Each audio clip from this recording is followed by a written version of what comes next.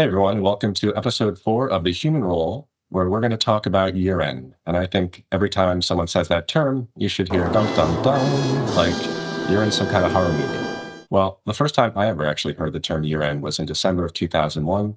And I've been working for a payroll provider for a few months, and I started to notice and kind of feel a bit of stress in the air from the people around the office by maybe around October.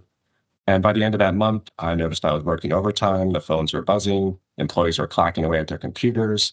I heard terms like reconciliation. I saw people checking payroll registers like they were detectives working on a big case. And I learned of many payroll form names and numbers like W-2, W-4, 940, 941, et cetera, to name a few. And by my second year end, I started to feel that unease by like mid-September. And now when I think back to it, the common phrase uttered by many a character in Game of Thrones comes to mind. Winter is coming, like payroll year end is coming. And I think there's a good reason for that stress. There's a lot to do by the last payroll of the year and plenty more at the start of the next year. There's annual and quarterly returns that have to be filed. Employees need their W-2s, and they better be correct and match up with other totals. Otherwise, you're doing corrected returns. So in this episode, we're going to sympathize and empathize with our fellow human resource and payroll professionals and go over some important things we think you can consider for year end. So given the breadth and the depth of year end, where is a good place to start? And when is a good time to start? I think Tiana and I were both going to touch on the importance of a game plan and a checklist for HR and payroll teams to follow. There's just so much to keep up with that winging it and not having a plan, hoping for the best, it's just not going to work. Communication is another must between the departments and within the groups as well. Getting everyone on the same page. Preseason year end starts kind of around the time when NFL football preseason starts. We're kind of approaching the end of the third quarter by the time the first regular season game begins. And by the time the Super Bowl is played, well, hopefully all your payroll and HR tasks for the year are about finished. But regardless of when you start year end, it's essential to verify certain information. Employee and employer details are on many tax forms. If they're incorrect, well, welcome to the land of corrections. And Tiana is going to get us started today by discussing some of this information and why it's really important to verify. Tiana? Yeah, thank you, Chris. And to everyone who celebrates, happy Halloween. I will say, as we go into the year in madness, don't get spooked when you hear that word. We do understand it's a very hectic time for everyone. But so we're here just to provide, some added insight on some really high level overview points of what to look for during this time. And I would say my first initial thing to start with would be your company information, right? You want to verify that your company information is correct. So that would be your legal name, your company's address, your FEIN number, your SIT, your SUI, ID numbers, your SDIN locals, if those also apply to your employees. So we are still in the COVID kind of pandemic time where people are working remotely. Companies are expanding or being a little bit more flexible with that. So if your employees do live in a city that does require a local, you want to make sure you have those properly set up. I would say with your specific ID numbers, if an employee goes to file and the states don't have those funds in there when they go to file, if it doesn't match their W-2s, also if an employee goes and claims unemployment in any way, and money is not there, you're definitely going to get a notice or a letter in the mail. So you want to just make sure that all of that information is accurate within your system. If for some reason you run across where you're missing something or you need to make an update to your company information, I would say, the address is fine to update. But if you run into any FEIN issues or ID number issues, you want to go ahead and get those numbers registered. Maybe you've already submitted a registration, but it's still pending with the state because there are some states that are backlogged by about 2 to 3 months with getting those ID numbers out. You want to make sure you jump on that immediately. It is painful to have to call the states. We understand that it's really hard to, reach someone and get someone that could potentially be very helpful. But you definitely want to get on that now versus waiting until the last minute, before you actually approve your W-2s to be sent out to your employees, just because it could definitely, it it could definitely cause a huge delay and a huge issue if those go out incorrectly without the proper ID numbers for you. And so, Chris, I think I think you could be some issues that I think we ran across in the past where there have been companies that have come across, certain issues with ID numbers being missing, maybe pay being missing at all. So we wanted to just provide some scenarios, some real life scenarios for you guys to have in your pockets where you don't want to be in that situation, if that arises. So I'll put it back to Chris and then I'll get to our next level with the employee verification. Yeah, this is something I saw. It was a New York Post article going back from February of 2023, and it's New York State related, and it's at CUNY and SUNY. These are universities of New York. And it turns out that the state made a mistake, and it resulted in 2,500 employees getting incorrect W-2 forms when it came time to file the taxes. It turns out the state comptroller's office failed to add a new box to the form related to a retirement deduction. And if anyone's looked at a W-2 from payroll and HR points of view, as well as from an employee's point of view, it's very involved. If you've ever looked at the instructions for W-2 forms, there's a lot of boxes, there's a lot of lines. If you ever go to box 12 and you see all the codes, I mean, they're up to double A, double B, double D for all these different requirements and all these different ways to verify certain information. According to notice from them, they discovered the error. They immediately reached out so they can inform the employees. They went through the different process to do all these corrections, but it seems like those types of mistakes, in this case in particular, resulted in 2,500 employees. And we've had previous topics where we've just gone off track a little bit. We're talking about employee retention and running a good year end. It's good for the company, means less corrected runs. You're going to save money. It's also good for the employee because this is a little bit of a headache for them.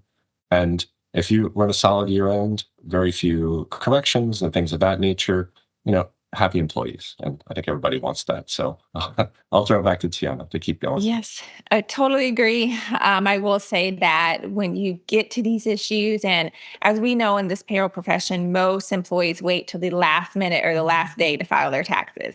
So a lot of people don't necessarily look at their information in enough time so that if there are an issue, you have more time to correct it before they have to file an extension. But unfortunately, that's not always the case. And so we want to make sure that we send these W-2s out properly so that employees do trust you and your department, right? We don't want employees to be talking down on the payroll and HR department because in general, that does make the company look, bad as a whole. So as Chris and I both spoke on, you definitely want to make sure you're keeping up with your company level information first. That's the first basis. That's something that you can control on your side, right? But then leading into that, we definitely want to make sure we are sending out notifications to the employee level information, right? Making sure that employee social security numbers are correct and employee address is correct so that you don't have a lot of W-2s or 1099s coming back to you through the mail. And if you have an HCM platform where the W-2s will be electronic to where employees can log in and pull that information on their own, we want to make sure we get out communication to employees, allowing them, the knowledge of how they can log in and pull their own information, but also prior to the W-2s being launched, we want to make sure they update and review their information. So there are employees that do not log in and check their pay stubs throughout the year. They don't really keep up with that information. I know with the COVID pandemic, we definitely heard where employees were moving and not notifying their, manager, HR team, and everyone was working remote. So there could be some address issues there. There could be some corrections that needed to go back past quarters and updating an employee state. So all of that is very important and very critical during this time. So I would say you definitely, if you have not already started, you definitely want to get together a mass email, right, to send out to your population. For employees that don't have email, get notifications out to their managers and supervisors. Start posting things. If your employees are in office, start posting things in office to your, population. Making sure that if your managers are meeting with your team, that they are staying up to speed and employees know what their login information is, what the link to your HCM provider is, what their login information is, where they can go to review their social security number, their addresses, all of that good stuff, right? So that they know and are aware of where to go when the W-2s launch, right? When their 1099s launch, so that if they don't receive something in the mail in time, that they're not always coming back to you and asking you those questions. That alleviates certain pressure from your HR team. That way, employees know where to go online. If it's after hours, you're not getting flooded with a bunch of emails, or maybe they're not calling or texting their manager. They know exactly where to go to pull their information. So I definitely think that is important, right, for employees to know where to go to view this information. Even though from the beginning, when an employee is hired, we know that we're going in and we're checking their I-9 information, right? So hopefully your HR team, HR generalist, is going in and verifying their documents and verifying that their social security number matches what they've listed on their I-9 information. And so that way, that's probably already been verified beforehand. But if you're not already set up with an electronic feature, and if you're doing things manually, and if someone is manually entering in your employee information in the system, that of course could cause trial and error, right? Someone could accidentally type in a different number. If someone's writing is really hard to read, they can confuse an 8 for a 5 or vice versa. So you want to just make sure that all of that is being verified. If you happen to run across any issues now, so over the next 2 months, if you're having employees check in, if you need to do corrections, a name change, of course, is critical, especially if someone got married at a prior quarter, and making sure you get a new ID number for them. An address does not need to be updated for past quarters. You just want to make sure the address is the current quarter. But for a social security number, that also has to be corrected for all past quarters. And depending on who your HCM provider is, that could be a cost, right? So you want to make sure that you correct the current quarter, take note of what the prior old social security number is, and get those amendments pushed through. So that way, they can be updated by the state before the employee goes to file their taxes. And I do want to also say, for those of you who are so busy in the seat of payroll and HR, and you're so busy sending out mass notifications to all of your employees, make sure you also check your information. So back in the day, I'll give a little funny. Back in the day, when I was much younger, and just kind of really, heavily getting into the field, there was one year in, I swore I was on it, y'all. I was sending out blasts to the employee information. I was making sure employees updated everything. I continued to email. I continued to walk around the office. W-2s got sent out. We did not want to pay for any amendments. We did not want to pay for any corrections. And so I got my W-2. I waited for like a month after, and then went to file. I opened up my W-2, and my own social security number was wrong. So, because, someone else had entered me into the system many, many, moons prior. And I was so busy worried about the population, I did not check my own stuff. So needless to say, when I had to walk into my VP of HR's office and tell him that we had to pay an amendment for my social security correction, it was just, at first he was angry, and then he quickly just dropped his head and started laughing. The look he gave me at first was like, whoa. And then after that, he just started laughing. So look, it happens to the best of us, but never again, I vow never again to let anything like that happen. So just make sure, as you're sitting in your own seat, that if you did not enter in your own information, if it's not something, check on your own side, make sure you're also keeping up on that as well, especially if you're new in the field too. You just want to make sure that you're also taking the advice that you're giving to others as well. Yeah, I know I'll I'm guilty of that as well. Yeah, Yeah. I've been guilty of that as well, where, I'll just see with the net pay match, does it look kind of similar when it hits my account, and not run through the paycheck being someone who, is a payroll professional, and is familiar with these types of things that can happen. So, yeah, and it just leads into what we were saying. There's so much going on during year end, so many things to do. Mistakes can happen. I think the point of today's conversation is just to try to give information to keep those at, a minimum. It's a stressful time of year, and it's great that Tiana brought up that story, because you got to also be able to laugh and de-stress a little bit and have these stories, because they will happen, but you'll learn from them and improve. And as Tiana said, that it will never happen to her again for the rest of her life. Tiana made up another point when we're talking about kind of cost savings and getting electronic with, let's say, Form W-2, just when I was listening to what she was touching on regarding the employee information. I think if you're a company, another cost savings option is to have W-2s shared electronically. Now, I believe employees have to opt into that. They can also still request the paper return, have both, one or the other. They have some options, and it might be more helpful from a cost. You have to print out the extra paper, send it in the mail, and so forth. But also from the accuracy point of view, I think most people are used to looking on their phones, looking on their laptops to correct this information instead of any sort of paper form.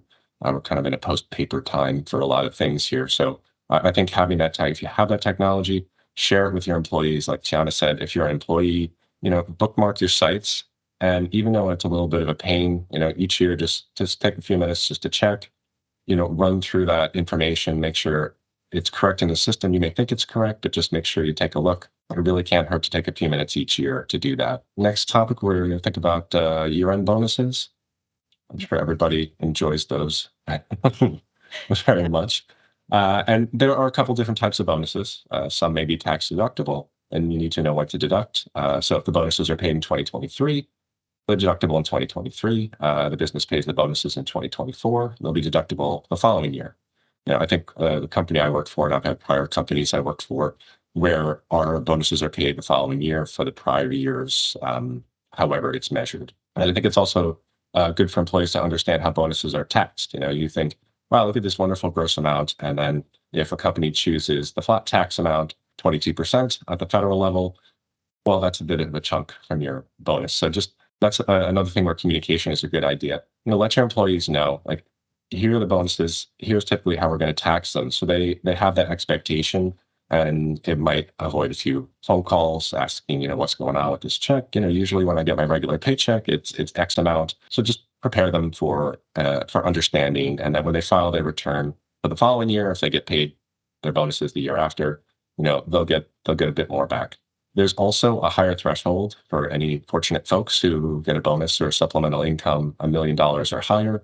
That flat rate is going to be actually 37%. It's also, if you're aware of these large bonuses, it might be a good idea to inform these persons about the higher tax rate, just for an awareness. And it doesn't always have to be an annual thing, like Tiana said, during the hiring time. Maybe as you're onboarding, just given that information, addressing a particular website. If the company has a website that runs through all these different things, an employee for a company might be curious about. Yeah, those are good points too. I would say also a common misconception, depending upon your HCM provider, would be thinking that if you're paying it under the bonus code, like bonus payout code that you have set up in the system, that's going to automatically tax at that specific rate. And that is not always the case. Sometimes you're just setting up that code on the bonus side, but when you go in to pay out the bonus, you actually have to select the specific pay frequency, right? For the bonus to be taxed at that rate. So you want to just make sure you're checking in with your HCM provider. If you are unfamiliar with that, if you have not done bonuses all year, if you're new to the company, just making sure that all of that is set up properly. And then also when you're, reviewing your payroll register, maybe just picking a couple of those employees and doing the calculation yourself, just to make sure that it is taxed properly is always great. And then you always have employees, it never fails, that do complain about their taxation when it comes to that, right? Because they have this large number in mind that they think they're getting for the bonus, and they get upset when it's totally different. Or sometimes I've had employees come to me thinking that they didn't even get paid because the number seems so low. And I'm like, no, they did. You're having to show them this. So but Chris alluded to there, you can always go to the IRS site. I would say that's your best bet, or the state site that you're in. If there's different, taxes for bonuses, that's always depending on the state, right? So that's always a good call too. The IRS Circular E is always great, but that's really good once you send that over to employees and have that proper information. They can't say anything, because that is the law, and you need to pay your taxes, people. So as long as you have that information as backup, you're golden from there. Yeah, and what Tiana just said, I think it's the IRS has the withholding tax estimator. Since the Form W-4 is different since 2020, there aren't allowances anymore. And they encourage, I'm sure everyone who works in payroll has probably seen an IRS email alert press release that was calling for a checkup, during the year. And if you want to do that as a payroll professional to employees you represent. You might just give them that link and say, hey, maybe you want to check your paycheck and just see, are you feeling like this is an expected amount or is something look a little off? But that's usually the extent. I don't think I haven't worked as a payroll professional specifically in some time, but you can direct them to these sites, but not give them actual advice on how they complete their W-4 and any sort of withholding. And I think up next we're talking about some benefits, unused benefits specifically. Yeah. Yeah, so I would say another good call to launch to your employees is just letting them know if vacation goes out, right? If their vacation is a use it or lose it type of policy, if they or maybe you only allow a certain amount to actually roll over. That's also a good thing to notify your employees on. I know that there are some companies, if it's use it or lose it, you want to just kind of be quiet about it just because you don't want everyone to like rush and take the time off.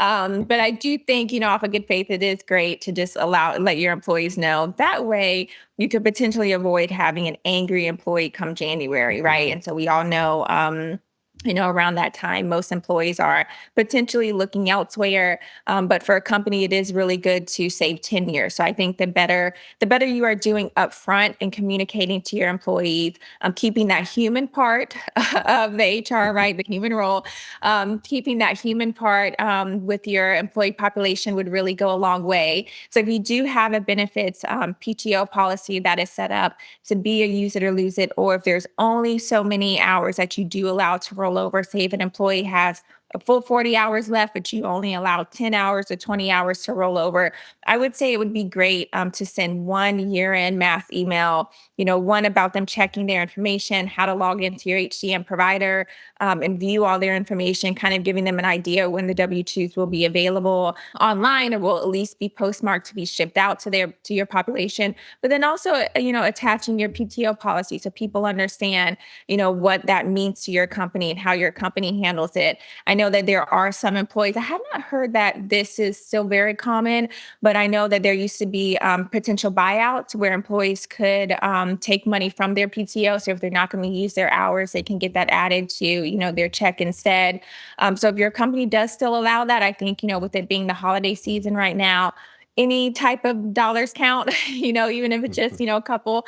So I think that it would be great to just let your employees know that if your company does allow that, because that could really be a really good added layer of keeping employees with your company as well, right? Because that is a very generous option. So I think that's definitely something that you want to, notify your employees on as well. And then I know that there are definitely caps with FSA or HSA as well. So if there are some limits around that process and what they need to use by that time frame, I think it would definitely be good to at least notify your employees of that so that they are aware. Because a lot of times, we know employees are signing up for this stuff. Some are really heavily using it. Some may be new to it. So if there are any documents from your brokers that you can also attach to let employees know, hey, look, if this is something that you are signed up for, this is how you can use it. Make sure you're taking full advantage of it. That would be great as well. Yeah. And Tiana, you were talking about something a little earlier regarding notification. And I was thinking back to, as about a week and a half ago, Payroll.org had a payroll community chat, and they were talking about year end, like a lot of people are now. And one gentleman had this reminder regarding notifications saying, in some companies, you're going to have up to 5 generations of employee. You're talking about the human role in this. And that can mean different types of communication, anywhere from paper to email to an app and so forth. And so when thinking of your communication with your employees, you might also look at the scope of the different generations and how can you canvas everybody in the best possible way. I mean, you're not always going to do that, and I think most people are familiar with email, so that's probably a safe bet. But maybe if someone still gets a pay stub, maybe you add a note in there if they actually get paper or direct deposit. If they go on their company's website, they can take a peek there and just get these notifications in a variety of different ways. So you're kind of covering all your bases. Yeah, no, that's a good call out. I will say too that most every company will have a population, whether it's a older generation or younger generation on how they handle their own, right? So although we are living in a world where we are connected and attached to our phones, there are still people working that are not necessarily computer people, not necessarily used to their phones. So even if we go back to the W-2s being electronic, online that we talked about earlier, if you don't allow for both options, paper and electronic, you definitely want to have some, like a computer or an iPad on site where an employee can log in and print that information, whether that be on the floor or whether that be in your HR office, to allow them. So especially if you're thinking about like a warehouse location, I could really think of something like that where in your distribution center, you want to make sure you have all options for your population. So you as a HR specialist and the payroll specialist within your company, you know your population the best. You know what your employees need. There may not be anyone else in the company that gets as much traction as your team does. So you want to just make sure you're covering all grounds and all bases.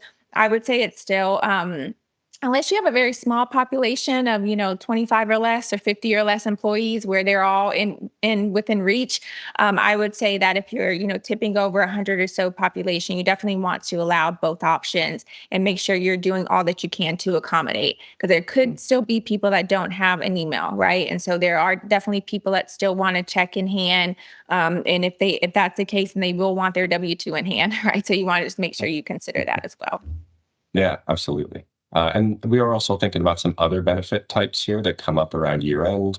One is group term life insurance, and to ask, have these adjustments been updated and submitted? So there's an exclusion, as most know, for the first 50,000 of group term life insurance coverage provided by an employer. No tax consequences, excuse me, if the total amount of these policies do not exceed that 50,000, but if they go over it, there are some calculations and adjustments to make. And if anyone's gone through that process, I know I have a couple of times way back when in another life, but they take a little bit of time. So just also make sure this is understood and the taxes are figured if the coverage exceeds the threshold. This is our kind of theme of checklists and communication today, where you can be proactive by making sure the employees have this information, making sure the departments have the information, and you run through a checklist. It's not going to cover everything, but if it covers most things, you run through, you can kind of hopefully sleep better at night during year end in this kind of crazy process. Yes, group term life makes me cringe. Also, along with a couple of others, so third party sick pay is another one, and your healthcare coverage costs too. So your employer portion of the healthcare coverage costs are also important to make sure you get those uploaded in, as long as your employee count requires that. So you just want to make sure that you're covering all of those realms of things. I would say those are the top three that definitely come to mind for me. But every company is different. So you might have, some other one-offs. So you just want to make sure you do your proper research of your company. And I would say if you've been with the company for quite some time, you might be this me, you might know everything, you might be a pro at it. But if you're newer to a company, if you made that leap and if you didn't have, a proper transition with anyone prior, you want to just make sure you are really paying close attention to that. Look over all the codes that are set up in the system. Maybe look over the past W-2s that were sent out. Talk around to your employees, look over their past pay information just to make sure that, nothing is missed along the way. Yeah, and on the third party sick pay note, I think the IRS released the recap form within the last week or two. And that's going to lead into our next topic, which is forms, and more forms. So when it comes to year end, there's a cornucopia of forms. You don't just have your usual fourth quarter reporting to think about. You've got employment taxes, which could mean annual returns, 943, 44, 45, 940, and all their schedules relating to them. And so this year, there also could be a handful of states that might be feeder tax credit reduction states to think about. And that could mean Schedule A and for Form 940 as well. So on that employment tax return side, there's a lot to consider with these forms, because they also are going to have to match up in a certain extent with the forms W-2. And 1099s are reported with the IRS, W-2s go to the FSA. And I'll throw it over to Tiana if she wants to hop in on these information returns and chat about it for a minute. Yes. Yeah. So I would say definitely have to start with just reconciling and reviewing everything as possible by each quarter. So any statement of deposits, any 941, just do a quick comparison, pull a report within your payroll system on all employee like pay stubs, and well, like your employee totals of all their pay stubs, right? And compare that each quarter with your like 941s and W-2s that have already kind of produced. If your HCM provider does allow for W-2 previews, sometimes there are some HCM providers that will put your previews out every quarter or maybe halfway or midway through the year. Some might actually already have launched some of your W-2 previews by now, so that you can kind of review that information before you head into the end of the year and make sure that there's some accurate information there. So you want to just make sure that you're staying up to speed on that. If there are any issues, if you run across any type of like negative wages, if you have in any way, shape, or form try to back out an employee's paycheck from one quarter, from the quarter prior in a new quarter, that could cause some actual issues as well and cause negative wages. So you want to just make sure that you're double checking all of that, right? You don't want to get into any type of pickle where you get a W-2 and the wages are negative, or maybe a W-2 doesn't even produce because the wages are specifically negative in the system. You just want to make sure that you keep up to speed on that, and stay on top of that to avoid, any long-term issues with your population. Yeah, and a couple other forms and deadlines to note. We've talked about Form W-4 already, and typically employers, it's a good idea, and they should remind their employees before December 1st of each year to submit a new form if their personal withholding situation is going to change. And there's some other forms that are a little outside of the more common reporting. For example, Form 8027, that's got to be filed annually by employers to report tip income and allocated tips. And you get Form 1042, filed annually to report withholding taxes for U.S. source income of foreign persons. So these may not affect everybody, but they're still annual returns, and they still have some deadline requirements and other information to make sure you get right before you start the next year. You just want to make sure you stay up to speed on all things with your employees, employee total counts, right? So you don't want to, especially if you have like stocks for your employees. You could have an employee that has not worked all year, but if they have stock payments, that could produce a W-2. Sometimes I've seen it where an employee has been miscoded, and so that it may show that they've had some stocks, or maybe that was uploaded to the wrong employee. You just want to double check all of that, right? So just make sure that you are previewing. If you get quarterly tax verification reports, if your HCM provider does trigger that, or if there are any like areas within your payroll section, or maybe even like a specific year-end portal. I know there are some providers that are specifically putting out year-end portals to show you specifically what's wrong, what to look for. Really, really, really pay attention to that. So we understand everyone gets so busy with their day-to-day. Like, absolutely, you have your normal job, but this is a very critical piece of your job. So if you can spend any extra time just reviewing it, I can promise you it will save a lot of headache for you come January, February, March into April, with corrections, and you can enjoy, hopefully some downtime after the busy, year-end season and holiday time. Yeah, and I'll add that Form 941X, that's used to correct Form 941 for any issues with prior quarter filings. This has been ongoing since COVID-19, and just to note, this form can only be filed on paper at the moment. And there is a significant backlog the IRS has had throughout COVID and still currently. I think the last time I checked earlier in October, they have a mission critical webpage, the IRS does. And it was, I think, close to 800,000. And the IRS notes that a lot of times they can't get to these 941Xs until they process the corresponding 941. So it's not to scare anyone, but just to keep in mind what Tiana has been talking about. It's just a lot of these checks and verifications, they're going to benefit you to spend a little extra time now. And then instead of being stuck in line for a corrected form, I'm not sure what the backlog for W-2Cs might be.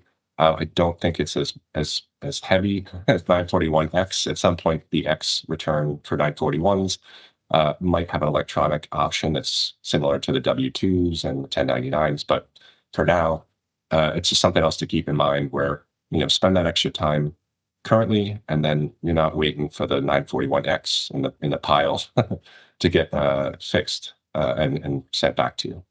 Yeah, absolutely. Yeah. The W-2s, I think it depends on what the updates are. If it's a social security number, I don't think that takes too long. If we're talking about heavier wages, it might take a little bit longer. Definitely not as long as a 941X, but the earlier the better. So if you can start getting onto that now, you'd be golden in the next, couple of months. And another thing that popped on our radar to talk about year end was checking for compensation next year. And so there's compensation changes for most employees, most companies, whether it's more of a cost of living raise or a promotion, bonuses we were talking about earlier. So there are pay raises. And some of the things to think about regarding that are one, you have your Social Security taxable wage base. That's going to change every year. That's 6.2% paid by both the employer and the employee. So if that wage base goes up, that means the employer is also going to pay more in taxes. And where does that threshold land for their employees? For non-exempt employees, it's important to kind of take a look back at any state and local minimum wage changes in the new year, kind of make sure you're in compliance. Even though the federal minimum wage rate is only $7.25 per hour since I think 2009, but a lot of states and localities, California in particular, they have minimum wage laws. They incrementally increase the rate each year. Some in July, some do it mid-year. Some localities, particularly in California, they may base it on a cost of living adjustment or the consumer price index. And this could change an employee's status depending on where the compensation ends up next year. Tiana, you lived in California for some time, so you probably have some firsthand knowledge on all the wonderful minimum wage changes that go on in that state. Yes, I can tell you I do miss the weather and all the things to do there. I don't miss the traffic or this type of stuff. So I will say too, it definitely is very important to keep up with the minimum wage there. Also, dependent upon where you are, especially Los Angeles County, LA County is a big one. Want to make sure your area is either unincorporated or incorporated, right? So there are some cities where they will not follow the minimum wage of the actual state or the Los Angeles, right? Just because if they're in a separate area, they could have a different minimum wage. I think like Pasadena is one that gets a higher rate. So those are like some of the high, like West Hollywood actually has probably like the highest rate. I want to say it's probably approaching like $17 an hour. So there are some of those other cities within LA County that just don't, it doesn't apply to them. They have their own other separate rate. Separate minimum wages that you want to abide by. So that is also a very important thing to pay attention to when you're in California, especially. So those are tricky. They do increases, I know, in January, but also in July. That's also a big one too. So just want to make sure you are paying attention, whether you're in California or in any other state. Just make sure you are doing all your research, even if you need to call around, please do, right? So that you just make sure you're not messing anything up, because that could really hit a company hard when those are not put in properly for your employees, because they are waiting, right? And you will hear it on the radio, you'll hear the attorneys. The attorneys on the radio are just waiting for any type of like meal penalty laws, notifying like everyone, if you're not meeting, if your company is not paying you minimum wage, call us, so they're just vultures just waiting. So you, from an HR to an employee stance, you want to really make sure that you are on top of that wholeheartedly and making sure that you're getting it into the system and doing those uploads and changing and notifying your employees of those rates, as soon as possible. Agreed. And with minimum wage comes overtime too. And there are some states that have that particular threshold, and it may be tied to some other particular calculation. So that could mean an employee is going from perhaps exempt to non-exempt or vice versa. You just want to make sure to look for those adjustments, because that's going to mean different coverage, whether it's at the federal or state level. Speaking of, you were talking about lawyers. If you ever go on the Department of Labor, the U.S. Department of Labor's website, their wage and hour division press releases, they have investigation after investigation, and they will detail whether there's a Fair Labor Standards Act violation. Usually it's minimum wage, overtime, worker classification, record keeping, things of that nature. Not to have them read it and make your palms get sweaty, but they are out there looking for these things. I don't think it's in a harassment sense, but if an employee complains, they feel like they are not represented by the federal or state labor law standards, there might be an investigation and audit. And that's another reason why, it'll be a separate topic, but checklists, communication, and audits are always good, internal or external, just to make sure your company is in check with all the many changes that involve human resources and payroll. Yes, absolutely. And I will say too, once you get hit with one audit, they will come through with multiple, right? So that's one thing that you just want to really stay on top of that. One little thing may not seem like it's going to be a big deal, but when one comes in, they are looking to support others, right? Other auditors, and so you just want to make sure that there is no gray area at all, because they will find that and they will dig deep. So just making sure you are doing your due diligence really goes a long way. 100%. And something else that happens around year end, besides lots of forms, there's lots of numbers and adjustments. And usually in October, November, I end up getting a little nervous about when's that press release going to come from the IRS, talking about the annual adjustment numbers like Social Security Administration, annual taxable wage base you were just talking about. And also, you're going to have a lot of deferred compensation adjustments for 2024. I don't think they've been announced yet, but it probably will be coming soon. Things like your 401k plan, your simple plan, catch up contributions, and just knowing if these changes have been made in your system and are they updated for that too. As we've talked about throughout this episode today, there is a human role to this too. And if somebody has an issue with their 401k, that's the retirement savings. They're going to take it very seriously. So it's really important to just check these numbers. Yeah, and most HCM providers would be on top of that, but just in case, like if you're doing anything manual on your side, if maybe you've selected different options within your platform and they don't reset, you just want to make sure you're double checking all of that, right? So that the first check that comes out, maybe an employee has already met the 401k match, right? And if you haven't cleared it from a balances perspective on that first paycheck, maybe it won't get deducted. So what Chris mentioned, that is very important for a lot of employees, especially if you have a company match that could actually put you into a pickle with your own company, because it is very critical and written in your 401k plans to make sure that your company match is also taken. Sometimes there are certain dates that you have to meet with certain uploads to your provider site. So you want to just really make sure that those grounds are fully covered. Also, the goals deductions for your different type of deduction code. So if it's like a child support goal limit that's been met, if there's any other type of loans goal limits that have been met, just want to make sure that those are cleared. Or maybe if you need to change those employees profiles over to another loan deduction, you can do that as well. So those are all good things to really just keep up with and really pay attention to. Look, we know that payroll and HR is not a click of a button, and so this is just really, as I'm talking through, I'm thinking of like more things to say. I'm like, oh my gosh, or like I don't want to like talk for 2 hours here, but there are so many things, and every company is so different. Every company is so different. So your company could be set up completely different than another company. So just make sure you're doing everything you can. We know that nobody can really be perfect, right? But just check as many boxes as you can during this process, and really just take some time to sit down and really pay attention to everything, and create your own checklist on what applies to your company, and just make sure that that's being properly completed. Yeah, I agree. Well said. I mean, as we've been talking today and could for some time, Yeah. there are many elements to a very successful year end. A lot of it involves preparation, checklists, communication, keeping everyone on the same page. Using my sports metaphor from earlier, payroll is a team sport, and year end is kind of like the Super Bowl in some way. We had an episode a little while back talking about new AI tools, and they may help, but I think the payroll and HR professionals, they're the ultimate decision makers. They are the shot callers. And a good year end means a lot for a company too. And we were talking about the savings, not having to file all these extra returns, and also having happy employees. It cuts down on phone calls, and then your regular day-to-day HR tasks are not going to be as cumbersome, burdensome. And it also saves a bit of money too to have those happy employees if you're thinking about retention. And I'm not sure, did you have anything else? I will say I know a lot of times I hear from many people, and I think back in the day when I was younger getting started, I also was guilty of this too.